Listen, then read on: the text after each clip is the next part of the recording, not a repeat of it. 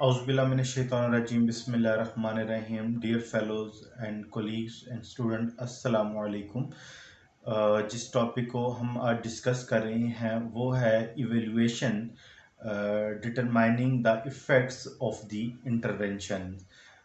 Basically इस topic के अंदर हम ये डिस्कस करने की कोशिश करेंगे कि एक लर्नर जो है उसकी अचीवमेंट को हम कैसे इवेलुएट करते हैं।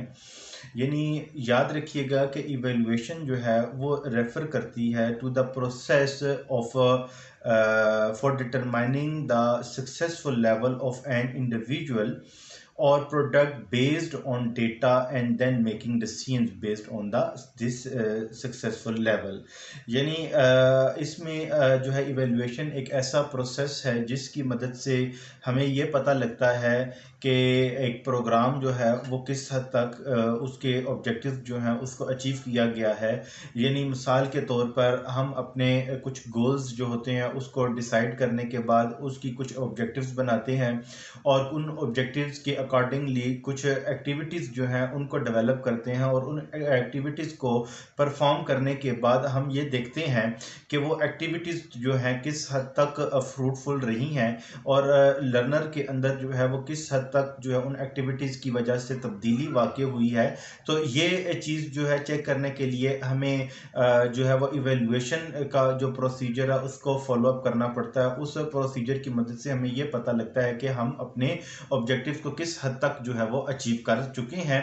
तो इस टॉपिक में हमने ये देखा कि कैसे हमने जो है वो एक लर्नर की अचीवमेंट जो है उसको जो है वो किस हद तक जो है वो अचीव किया है, उसने अपने बिहेवियर में अपनी मेंटलिटी के अंदर किस हद तक तब्दीली लाई है।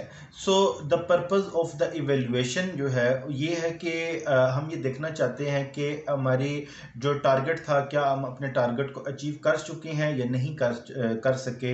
यानी आइडेंटिफिकेशन हमें हो जाती है अपनी इस अपने लर्नर्स की मेंटलिटी की कि हम अपने मौक़िफ़ को, अपनी बात को, अपने टॉपिक को किस हद तक जो है वो अपने लर्नर्स जो हैं उस तक पहुंचा चुके हैं। इसके बाद क्लैरिफिकेशन हो जाती है, आइडियाज़ की क्लैरिफिकेशन होती है। इवेल्युएशन के थ्रू हमें ये पता चलता है कि जो टॉपिक हम समझाना चाहते थे वो उसी हद तक जो है वो या उसी एंगल में या उसी पर्सपेक्टिव में क्या लर्नर तक जो है वो पहुंचा है या नहीं पहुंचा।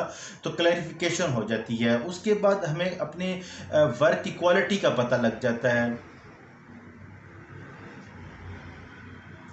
क्वालिटी मेक श्योर जब हो जाती है तो उसके बाद हमें उस प्रोजेक्ट की यूटिलिटी का इल्म होता है और उसकी इफेक्टिवनेस का जो है पता लगता है। और फिर इसके बाद ये कि significance in the relations to those criteria, जो क्राइटेरियाज जो हमने बनाए थे इवेलुएट करने के लिए उनकी क्या सिग्निफिकेंस थी। तो बेसिकली इवेलुएशन जो है वो इन कुछ मकासद को मलहूज़ खातिर रख कर की जाती है ताकि हमें ये पता चल सके कि हमारा प्रोग्राम जो था वो किस हद तक जो थी वो या हमारा डिज़ाइन जो है वो किस हद तक इफेक्टिव था।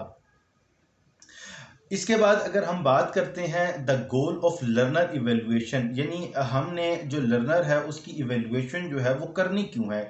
चूँकि हम ये अंदाज़ा लगाना चाहते हैं कि एक लर्नर जो है उसका हाई लेवल ऑफ सक्सेस जो है वो क्या है और किस हद तक इस कोर्स की मदद से या इस टॉपिक या इस सब्जेक्ट की मदद से उसके अंदर किस हद तक जो है वो इम्प्रूवमेंट आई। या अगर आपने कोई ट्रेनिंग प्रोग्राम चलाया तो उस ट्रेनिंग का एक लर्नर जो है उसके बिहेवियर के ऊपर क्या उसने किस हद तक उसको तब्दील किया और मुतासिर किया। तो इवेल्युएशन के ज़रिए हमें पता लगता है। इसके अलावा जो है हमें परफॉर्मेंस ऑफ अचीवमेंट पता लगती है इवेल्युएशन की। इसलिए ये बेसिक गोल्स होते हैं लर्नर्स की इवेल्युएशन करने के लिए कि हमें एक तो हाई लेवल सक्सेस का इल्म हो जाता है, दूसरा हमें जो लर्नर है उसकी अचीवमेंट जो है उनका पता लग जाता है। बेसिकली जो डेवलपिंग लर्नर इवेल्युएशन जो है examining the instructions goal and objective through need and task analysis. जब भी हम लर्नर की इवेल्युएशन जो है उसको मतलब जब डेवलप करते हैं तो एक तो हमें टास्क एनालिसिस जो है वो मतलब क्लियर हो जाता है कि हम उसका जायज़ा लेंगे। और सेकंड ये कि हमें नीड का पता लग जाता है कि जो एक लर्नर है उसकी नीड क्या हो सकती है। और अगर इन केस हम अपनी अचीवमेंट या अपने ऑब्जेक्टिव्स को जो है वो अचीव नहीं कर सके, तो फिर हम जो है वो क्या करते हैं, हम अपनी इंस्ट्रक्शंस के अंदर चेंजिंग लेकर आते हैं, उसमें तब्दीली लेके आनी पड़ती है ताकि इस प्रोग्राम को ज़्यादा बेहतर अंदाज के साथ जो है वो चेक किया जा सके और नेक्स्ट टाइम जो है उसको ज़्यादा बेहतर तरीके से इम्प्लीमेंट करें। अच्छा, इस प्रोसेस के दौरान हमारे पास दो कॉन्सेप्ट जो हैं वो जो हम ख़ास तौर पर देखते हैं वो ये होती है कि एक कॉन्सेप्ट है वैलिडिटी का और एक कॉन्सेप्ट जो होता है रिलायबिलिटी का होता है।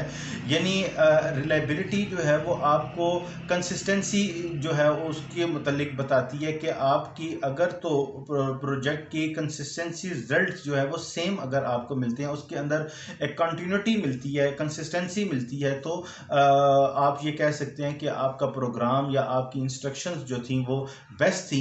लेकिन इन केस अगर उसमें रद्दोबदल है तो हम जो है उसमें तब्दीली लेकर आते हैं।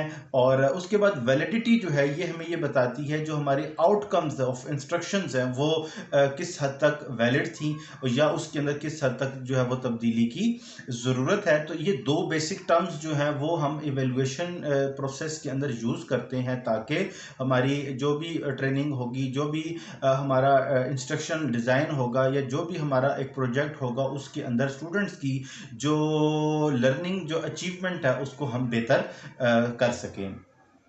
उसके बाद जब भी हम लर्नर की इवेल्युएशन कंडक्ट करेंगे तो हमारे पास तीन जो है ना वो डिफरेंट मतलब आती हैं कि कैटेगरीज होती हैं। यानी हम इंस्ट्रक्शन से पहले जो है इवेल्युएशन करते हैं, इसको हम प्री इंस्ट्रक्शन कहते हैं। फिर उसके बाद जब हम इंस्ट्रक्शन डिलीवर कर रहे होते हैं तो तब जो है हम इवेल्युएशन करते हैं, यानी ड्यूरिंग द सेशन जो होती है। और फिर उसके बाद एक प्रोग्राम जब ख़त्म हो जाता है तो उसके आखिर में जो है फिर हम जो है वो इवेल्युएशन करते हैं। तो 3 फेजेस के अंदर जो है वो इवेल्युएशन होती है। एक जो है प्री इंस्ट्रक्शन होती है इवेल्युएशन, एक जो है ड्यूरिंग इंस्ट्रक्शन जो है वो इवेल्युएशन होती है, और थर्ड वन जो है वो आपकी पोस्ट इंस्ट्रक्शन जो है वो इवेल्युएशन की जाती है। जब हम प्री इंस्ट्रक्शन की बात करते हैं तो प्री इंस्ट्रक्शन में प्री असेसमेंट आपके पास आ जाती है, जो एक्टिविटीज़ की प्री जो है वो असेसमेंट है। उसके बाद कुछ ऑब्जेक्टिव और टेस्ट और क्विज जो है वो लिए जाते हैं। उससे ये होता है कि हमें इल्म हो जाता है कि आपके लर्नर का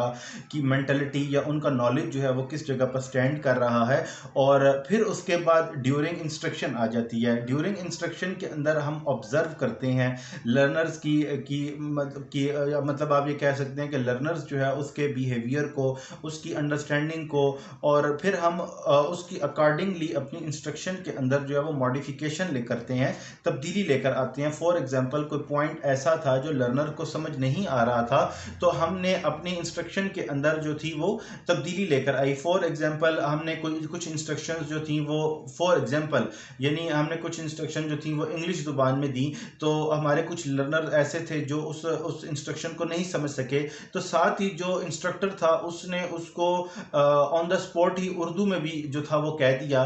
तो वो जो इंस्ट्रक्शन थी जो पहले इंग्लिश में दी गई थी उसको साथ ही उर्दू में जब दिया गया तो जो लर्नर्स जो थे जिनका को थोड़ा सा मतलब आप ये कह सकते हैं कि लैंग्वेज इशू आ रहा था, तो उर्दू में इंस्ट्रक्शन के आने के साथ ही उनको क्लियर हो गया, और जैसे ही क्लियर हुआ तो उन्होंने उसके ऊपर रिस्पॉन्स दे दिया। तो अब आप ये देखें कि ये ड्यूरिंग जो है इंस्ट्रक्शन जो थी वो हुई कि आपने अपनी स्ट्रेटजी को थोड़ा सा मॉडिफाई कर लिया, तब्दील किया, और साथ ही लर्नर की अटैचमेंट और उसकी जो आप ये कह लें कि जो रिक्वायर्ड थी मतलब अटेंशन थी उसको आपने चेंज किया। और लास्ट में फिर आपने पोस्ट इंस्ट्रक्शन की बात की। अब पोस्ट इंस्ट्रक्शन में हमने ये देखा कि लर्नर ने क्या अचीव किया, यानी achievement level of learner performance जो थी ना उसको आपने आइडेंटिफाई कर लिया। उसके बाद जो कंस्ट्रक्टिव टेस्ट था आपने कोई टेस्ट दे दिया ताकि उसमें आपने ये कोई क्वेश्चन ऐसे पूछ लिए जो आपकी उस ट्रेनिंग से, उस डॉक्यूमेंट या उस प्रोजेक्ट से रिलेटेड थे, और आपने असेस ये कर लिया कि आपके लर्नर ने आपकी बातों को कितने ज़्यादा तहम्मुल मजाजी और एक्यूरेसी और इतनी ज़्यादा फुल कंसंट्रेशन के साथ सुना है, तो वो उनके आंसर दे देगा, और आपकी उस मार्किंग से आपको पता लग जाएगा कि आपका ये प्रोग्राम जो है वो किस हद तक लास्ट में हम देखते हैं कि determining the success of the instructional design production process, यानी in instructional design a major purpose of evaluation is to help determine how successful a learner has been as a result of participating in the instruction। यानी इस procedure के अंदर हम ये देखते हैं, इस प्रोसेस के अंदर हम ये देखते हैं कि एक लर्नर जो था उसने किस हद तक जो है वो आपकी एज अ पार्टिसिपेंट आपकी इंस्ट्रक्शंस जो थी उसको फॉलो किया और उसके अकॉर्डिंगली उसने अपने बिहेवियर में, अपने नॉलेज में और अपनी जितनी भी मतलब एक्टिविटीज़ थी उसके अंदर तब्दीली लेकर आया। तो इस इवेल्युएशन के इस प्रोसेस में हमें ये चीज़ फौरन क्लियर हो जाती है। तो अब यहाँ पर जो है वो दो टाइप्स जो हैं इवेल्युएशन की, हम उसकी बात करते हैं। एक आ जाती है फॉर्मेटिव इवेल्युएशन और एक आ जाती है समेटिव इवेल्युएशन। और भी बहुत सारी इवेल्युएशन की टाइप्स हैं, लेकिन मेजर टाइप्स जो हैं वो फॉर्मेटिव है और समेटिव है। तो हम यहाँ पर फॉर्मेटिव और समेटिव इवेल्युएशन ही के मुतालिक बात करते हैं। यानी फॉर्मेटिव जो इवेल्युएशन होती है typically conducting during the development और improvement of instructional design process. ये आपका क्या है, ये एक प्रोग्राम चल रहा है इंस्ट्रक्शनल डिज़ाइन, उसमें इम्प्रूवमेंट के लिए, उसमें बेहतरी के लिए जो है वो आप ड्यूरिंग प्रोग्राम जो है वो आप जो है वो इवेलुएट करते रहते हैं और उसके अकॉर्डिंगली अपनी इंस्ट्रक्शन में मॉडिफिकेशन लेकर आते रहते हैं।